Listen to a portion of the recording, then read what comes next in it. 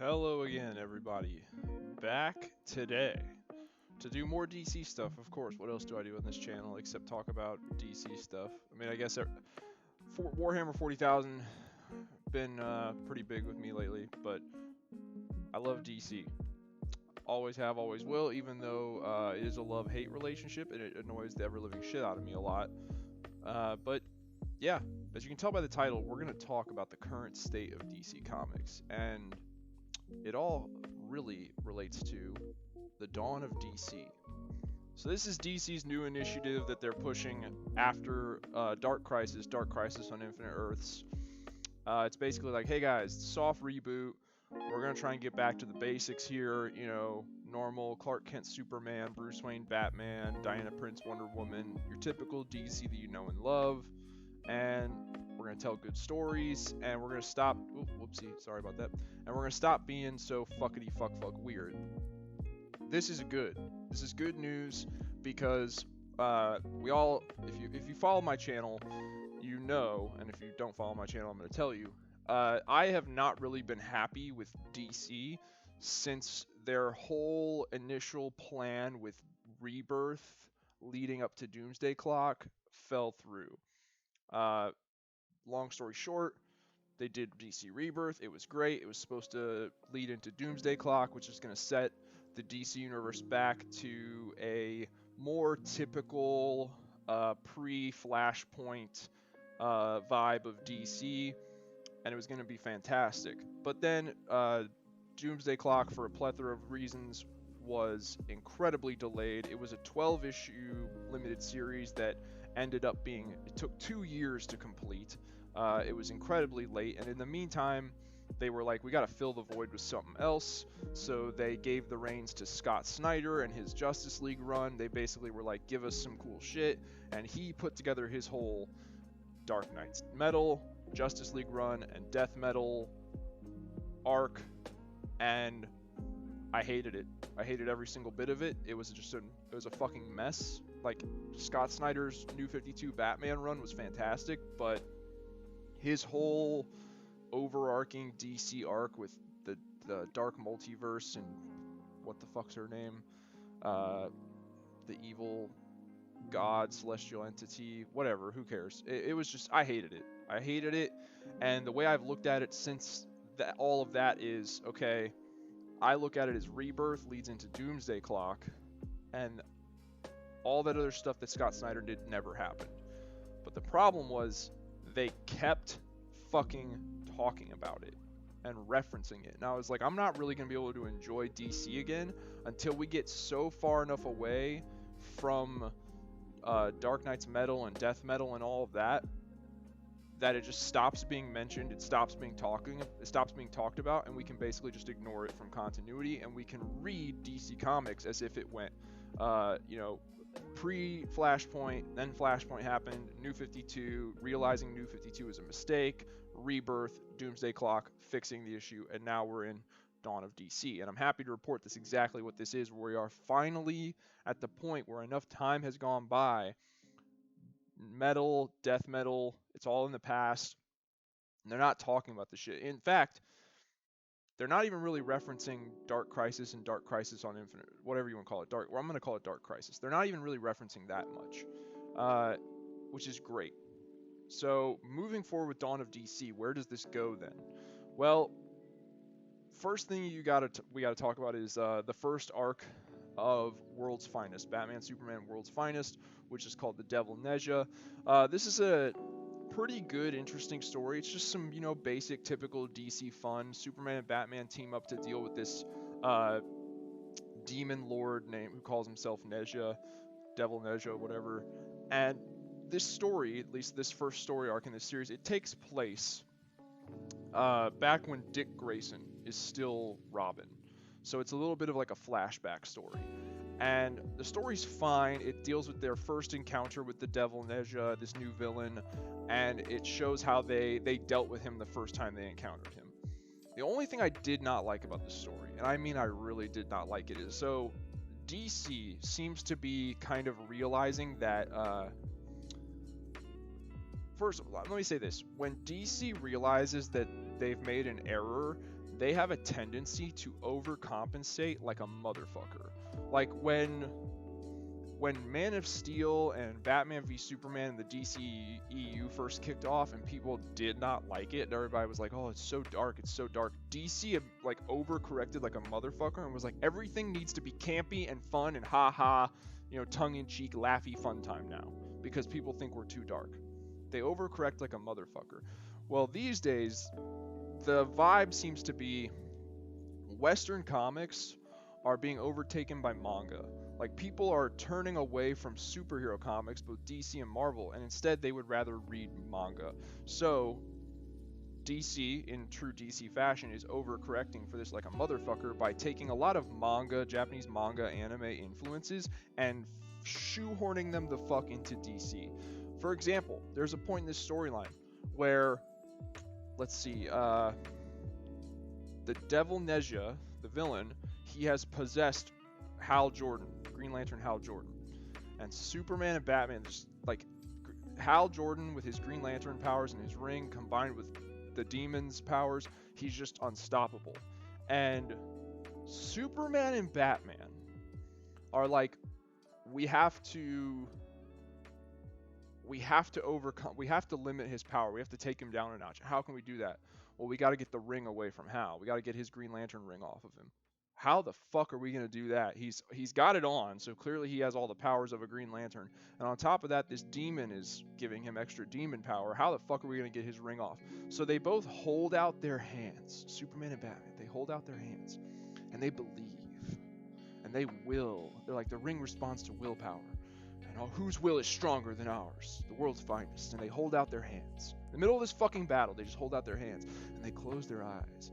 And they just focus and they concentrate. They believe and they will the ring to come off of Hal Jordan's fingers and come to them. And what does this Green Lantern ring do that it's never done in the entire 80 plus years of history that DC Comics has? What do they have this ring fucking do? They have it fuse Superman and Batman together, Dragon Ball Z style. This is lame, retarded shit. Does the design look kind of cool? Sure. But just the concept of this happening in the first place and how they managed to do it, it's just blatant, we don't give a fuck. It's like, hey, like I'm going to do a video here in the future about this, but I'm going to go ahead and kind of touch on it now. There is a certain, the way that you do fictional entertainment, like whether it's superhero, fantasy, Lord of the Rings shit, sci-fi, doesn't matter. When you do fictional entertainment, you're telling fictional stories. There's two ways you can do. The ways you go about it can be broken down into two ways. You got the people who will take this shit seriously. Like, it fucking matters. Even though it's some fantasy, sci-fi, superhero comic books nonsense, they still take it seriously. And then you've got the other group of people that are like, it's just fun, fantasy, wackity-doo, bombastic, doesn't matter, we can just do whatever we want, nothing matters because it's fiction, haha. Peter Jackson and the way he did the Lord of the Rings trilogy, that is a dude that's like, even though this is some fantasy, like there's dragons and there's elves and there's a magic ring, it's nonsense, but I'm gonna take this shit seriously. And then you've got the people that did the Warcraft movie. Like, the lore and the story was there to make it really compelling and really good, but they're more just, like I said, they're more just like, it's Warcraft, it's a fun video game, let's just, make it cool action scenes and CGI, and it doesn't matter because it's fake fantasy bullshit. Fuck it, we can just do whatever we want. Fun fantasy, just wackadoo, doesn't matter. Just make some shit happen. This is the latter. This is people they don't take it seriously. They're like, guys, we need more anime shit, anime manga shit in our comics. And so the writers and illustrators were like, okay, well, what's some anime manga shit? Well, in Dragon Ball Z, they fuse. Okay, we could do that. How are we going to have them fuse? In Dragon Ball Z, they used earrings. What if we just use a ring? We could use a Green Lantern ring. Okay, boom. No one stops to ask the question, like, is this something that a Green Lantern ring can do? Has it ever been something that a Green Lantern ring can do? They don't ask those questions because they don't think it should fucking matter. They don't think precedent and lore and continuity matter because it's fictional nonsense. Their attitude is, can a Green Lantern ring really fuse two characters together? Of course it can. It's fictional wacky nonsense. We can have it do whatever we want. It doesn't fucking matter. Just make them fuse. Who cares? Fun, fun, fun, fantasy, wacky, do shit. No, this is lame, retarded shit. It looks cool. Visually, it looks kind of cool, but it's fucking stupid. This pissed me off. The fact that they did this. So now they've got Superman and Batman, Bruce Wayne and Clark Kent are fused into one being, and they also have a Green Lantern ring, so they have those powers.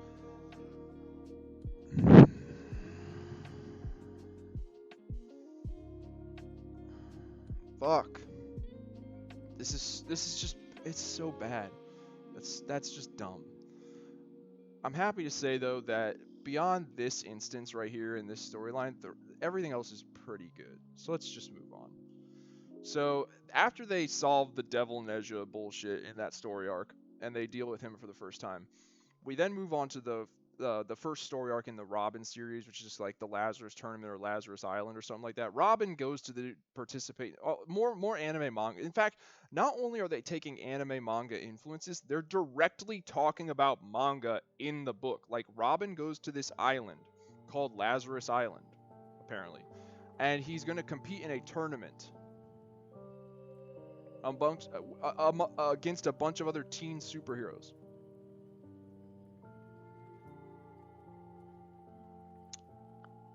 And they find out that the person running the tournament is actually evil.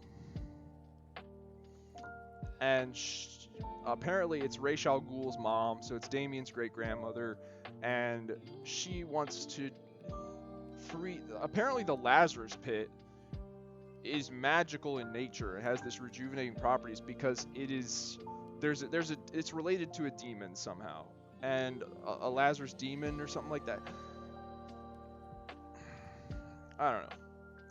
But anyway, that happens. And that kind of starts setting the stage for this Lazarus shit. And then after that, there's Batman Shadow War. All of this is taking place after City of Bane, in which Alfred gets killed. So Bruce and Damien's relationship, Shadow War really doesn't really play much of a role in all of this, other than the fact that it takes place in this time period where like Bruce and Damien are kind of at odds with each other. Damien is feeling guilty about the death of Alfred because he kind of feels like it's his fault. Bruce is kind of conflicted as to whether or not he blames Damien for it, and that this is in here because it takes place during that time period. It doesn't really have a lot to do with the Lazarus stuff, but it's in here. And then we move into Batman versus Robin, and basically the storyline is like Damien shows up and he's like, I'm gonna fuck you up, Dad. And turns out he's possessed by a demon. Who's the demon? It's Devil Nezha. He got out because Damien thwarted his great-grandma Ra's al Ghul's mom's first plans. And so now she went and found a different demon. She found out about Devil Nezha, and Damien got tricked into freeing Devil Nezha from where Superman and Batman first locked him up in that previous storyline where they fused like some retarded shit. And Damien freed Devil Nezha, and Devil Nezha possessed him, and that's why he's being evil and fighting Batman. And it all culminates with the Lazarus volcano on Lazarus Island erupts, and we get this it causes Lazarus rainfall all over it's in the sky, it's in the atmosphere because the volcano erupted, and it causes Lazarus rainfall. And that's the event right now, is Lazarus Planet. It's the first major event post Dark Crisis, and yeah, it kind of like the Lazarus rainfall. Some people get new powers, some people lose powers, it changes shit. And this is all of the comic book issues that are part of this event. And then the event ends with Batman vs. Robin number 5, in which case Batman dies, but not really. He comes back.